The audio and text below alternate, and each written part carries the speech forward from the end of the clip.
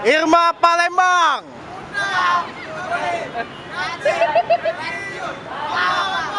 لو كان بيننا الحبيب لدنا القاسي والقريب.